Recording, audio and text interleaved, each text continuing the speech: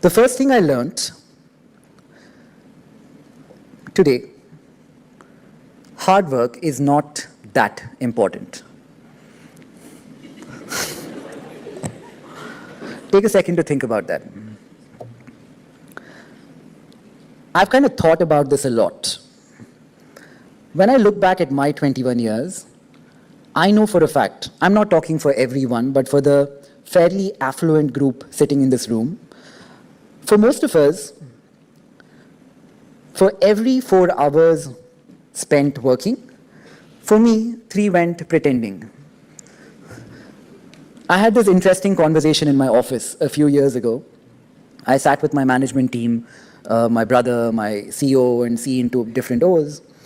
My brother sat to the right of me. I looked up to him and I said, Nitin, I'm pretending to work, and I'm in this meeting where I add no value because I think you are working, and I feel insecure that you're working and I'm not. So to which Nitin looks back at me and says that I'm actually doing the exact same thing. So we went around my office, like that meeting. It had maybe 7 or 8 people in that room. Every single one of them said the same thing. It's also funny when you think about this, the higher you're in the hierarchy of your organization, it's easier to admit this. While that room could admit it, I don't know if the rest of the organization can. So this is the thing I wrote down. Someone said this. Hard work is a great excuse for our mind when the ego comes attacking, asking why you didn't make it. Hard work gives us the ammunition that I tried, I didn't sit on the couch, so I'm okay. In the capitalistic world that you are walking into, I don't know if there is a direct correlation between the amount of time you put into work and how well you do.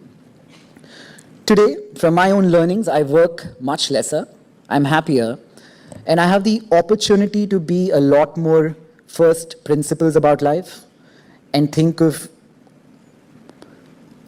what I should be doing almost as much as the time I spend doing it. So that's one thing I've learned. The second thing, there is a right and a wrong, and there is no right and no wrong. Where we live, how we live, society, religion, morality, politics, it teaches us all to be good robots in a way. There is a right and wrong that society tells you is right and wrong, and there is a right and wrong that comes to you from the life that you live, from the experiences of life, from living life. I got a tattoo on my arm recently which says, "Don't do unto others as you wouldn't have others do unto you."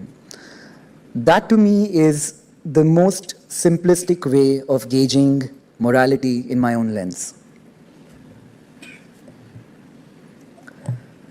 We live a life which is riddled with contradictions. The world is not black, the world is not white.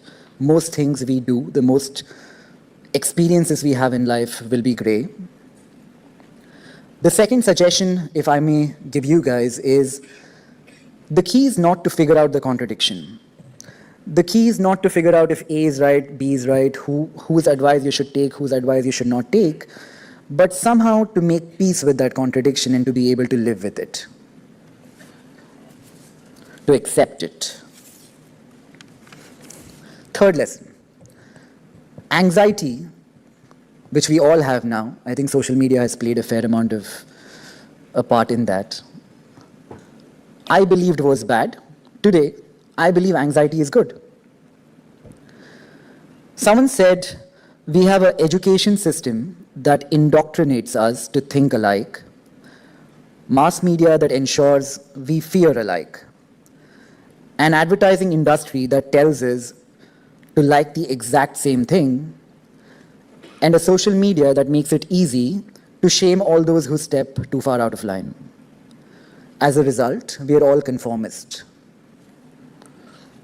Repressing disagreeable thoughts in our own mind, in my own mind, created a vacuum for anxiety.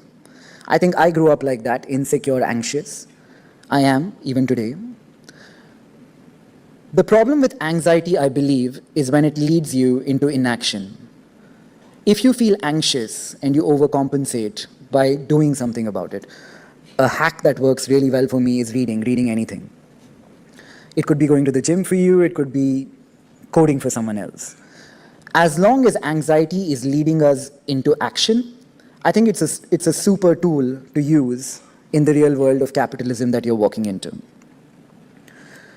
If I could add one or two other things, when you change your mind about a certain thing, society today tells you it's a bad thing.